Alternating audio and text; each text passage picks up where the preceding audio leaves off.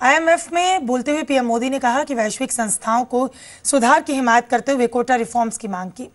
PM ने कहा कि विकासशील देशों को आईएमएफ जैसी संस्थाओं को प्रोत्साहित करना चाहिए। Apart from advices, the IMF can help in building capacity for policy making. I am happy to announce a new partnership with Bangladesh, Bhutan, Maldives, Nepal, Sri Lanka, India, and the IMF. We have agreed to set up the South Asia Regional Training and Technical Assistance Center. The center will provide training to government and public sector employees. It will enhance their skills and improve the quality of their policy inputs. It will also provide technical assistance to governments and public institutions.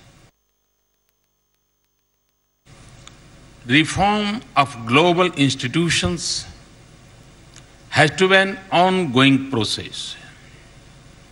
It must reflect changes in the global economy and the rising share of emerging economies. तो बैंकों के जरिए insurance policy बिक्री होने पर banks पूरी तरह जिम्मेदार माने जाएंगे।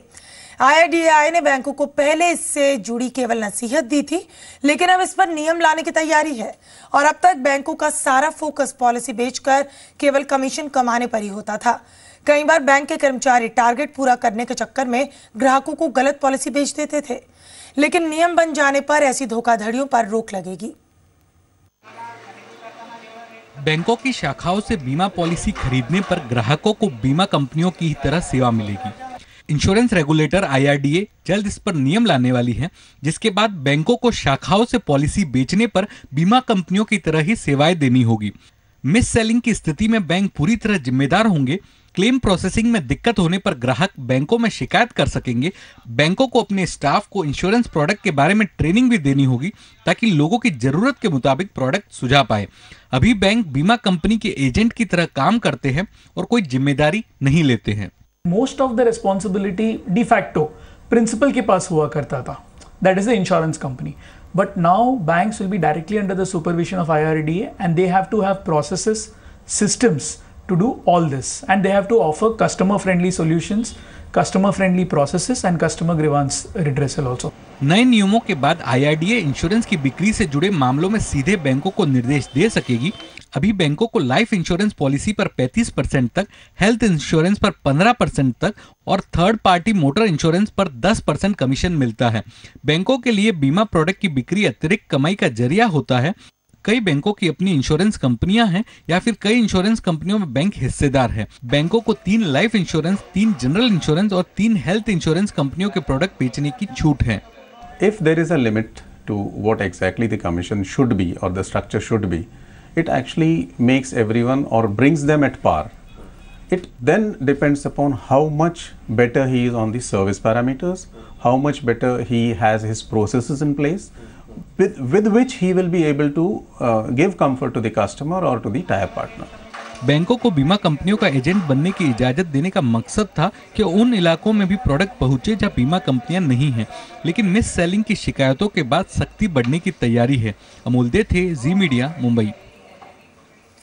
तो मुंबई में 2016 की सबसे बड़ी कमर्शियल ऑफिस स्पेस डील हुई है। मुंबई के लोअर परेल इलाके में मैराथन फ्यूचरेक्स टावर में IDBI फेडरल लाइफ इंश्योरेंस ने 62,000 square feet office space 111 crore रुपए में खरीदा है। इस डील के बारे में ज्यादा बता रहे हैं हमारे संवाददाता अनुराग शाह। मुंबई में कमर्शियल रियल एस्टेट मार्केट एक बार फिर पिकअप कर रहा है और 2016 की सबसे बड़ी डील हुई है। IDBI फेडरल लाइफ इंश्योरेंस ने लोअर परेल के मैराथन फ्यूचरेक्स टावर के अंदर करीबन 111 करोड़ के अंदर 22वें और 23वें फ्लोर पे करीबन 62,000 square feet commercial office space acquire करा है और ये जो इसकी पर स्क्वायर फीट जो कीमत है वो 18,000 रुपये है। और इसी मैराथन फ्यूचरेक्स के अंदर HPCL, HDFC, SL group, SBI capital जैसी और भी कई कंपनियां जिन्होंने ऑफिस स्पेस एक्वायर करा है पिछले 2 साल के अंदर। और मैराथन फ्यूचरेक्स इस टावर के अंदर करीबन 8 lakh square feet commercial office space लेकर आया है, जिसमें कई सारे जो कॉर्पोरेट हाउसेज है उन्होंने दिलचस्पी दिखाई है। और कंपनी जो है इसको 3 फेज में इस टावर को कंप्लीट कर रही है और ये 26 फ्लोर की पूरी बिल्डिंग है। तो अगर आप रेल में सफर कर रहे हैं और आपको लगता है कि कोच ठीक से साफ नहीं है, तो अब आप एक SMS पर अपने कोच की सफाई करवा सकते हैं। रेल मंत्री सुरेश प्रभु के बजट में ऐलान के मुताबिक रेलवे ने क्लीन माई कोच सर्विस शुरू की है। अपने मोबाइल से आपको 5888 पर SMS भेजना होगा। रेलवे ने इसके लिए clean my coach Indian railways app भी लॉन्च किया। आप cleanmycoach.com पर भी कोच में सफाई के लिए मेल कर सकते हैं। फिलहाल रेलवे ने स्वच्छ रेल स्वच्छ भारत के तहत क्लीन माई कोच की सर्विस 43 डिवीजन में शुरू की, लेकिन बाकी के 24 डिवीजन्स में भी सर्विस की शुरुआत जल्द ही की जाएगी। 58888 का नंबर है। इस नंबर के बाद आपको इमीडिएटली OBHS का स्टाफ जो हमारा रहता है ऑन बोर्ड हाउसकीपिंग सर्विसेज का, उनका स्टाफ फौरन रिएक्ट करेगा और आने के बाद वो आपको भेजेगा कि किस स्टाफ को हम वहाँ पे भेज रहे हैं। वो स्टाफ वहाँ उपलब्ध होगा और उस जगह की सफाई करने के बाद इनफैक्ट उसका एक फीडबैक मैकेनिज्म भी है जो आपको दिया जाएगा। 30 मिनट तक अगर कोई अटेंड करने नहीं आता है तो इसकी भी हमारे पास एक जानकारी जो है वो सेंट्रल कंट्रोल में मिल जाया करेगी और वहाँ से भी उनको डायरेक्ट किया जाएगा। तो उसकी एक मॉनिटरिंग का मैकेनिज्म भी साथ में है। तो 9 फरवरी को JNU में कल्चरल प्रोग्राम के नाम पर देश विरोधी कार्यक्रम आयोजित किया गया। भारत के खिलाफ और आतंकी अफजल गुरु के समर्थन में नारेबाजी हुई। देशद्रोह के आरोप में JNU छात्र संघ के अध्यक्ष कन्हैया कुमार समेत 4 छात्रों को जेल भी जाना पड़ा। यानी बीते 1 महीने में JNU में पल रही देश विरोधी सोच खुलकर बाहर आ गई। अब बीजेपी ने एक मुहिम शुरू की है। इस मुहिम के जरिए JNU में फैल रही भारत विरोधी सोच के बारे में देश को बताया जाएगा।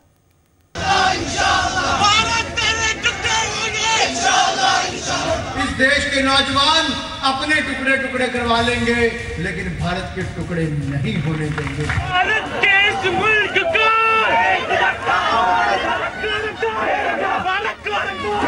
देश के युवाओं को जगाना है। वेक अप इंडिया, भारत को जगाने का समय, क्योंकि कुछ ताकतें ऐसा माहौल करने का प्रयास कर रही हैं। ये JNU देशद्रोह के खिलाफ बीजेपी की मुहिम है, जिसे नाम दिया गया है इंडिया फर्स्ट। इस कार्यक्रम के जरिए बीजेपी पूरे देश को बताएगी कि JNU में किस तरह की देश विरोधी सोच पल रही है। क्या राहुल गांधी जी आज उस कम्युनिस्ट नेताओं के साथ नहीं खड़े जिसके साथ कभी जवाहरलाल नेहरू नहीं खड़े हुए, जिसके साथ कभी इंदिरा गांधी खड़ी नहीं हुई, जिनके साथ कभी राजीव गांधी नहीं खड़े हुए? तो आज सोनिया गांधी और राहुल गांधी जी उस कम्युनिस्ट के माओइस्ट ग्रुप के साथ क्यों खड़े? जिस लड़ाई को नरेंद्र मोदी जी और अमित शाह जी ने लड़ा है, उस सच्चाई की लड़ाई को हमें देश के कोने कोने तक ले जाना होगा। ये मुहिम JNU देशद्रोह के मामले पर देश के युवाओं को जागरूक करने और उन्हें राष्ट्रीय सोच से जोड़ने की है। साथ ही इस मुहिम के जरिए बीजेपी बताना चाहती है कि कैसे JNU में पल रही देश विरोधी सोच को भारत के कुछ नेता हवा दे रहे हैं। वो कांग्रेस तक गिर जाती है कि वो देश के टुकड़े करने वालों के साथ कांग्रेस का युवा नेता जाकर खड़ा हो जाता है। अफजल गुरु को शहीद कहने वालों के साथ जाकर राहुल गांधी खड़ा हो जाता है। शुक्रवार को बीजेपी के इंडिया फर्स्ट कार्यक्रम की शुरुआत गुजरात के अहमदाबाद शहर से हुई। बीजेपी इस कार्यक्रम को पूरे देश में चलाएगी, जिससे पार्टी पूरे देश में 9 फरवरी के बाद से JNU में क्या क्या हुआ इस बारे में देश को बताया जा सके। फिर वही नेता महिला को गाली निकालता है, अब्यूज करता है, उसको धमकी देता है, खुले में पेशाब करता है JNU के कैंपस में। वो कहता है फौजियों को बदनाम करने का प्रयास करता है, उनको रेपिस्ट दिखाने का प्रयास करता है। मैं देश के युवाओं से पूछना चाहता हूं, क्या हम देश के सैनिकों का मनोबल नीचा कर सकते हैं?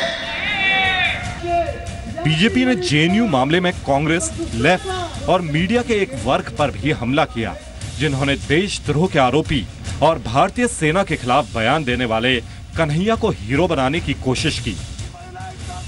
केतन जोशी, जी मीडिया, अहमदाबाद। तो फिलहाल इस बुलेटिन में इतना ही, दीजिए इजाजत।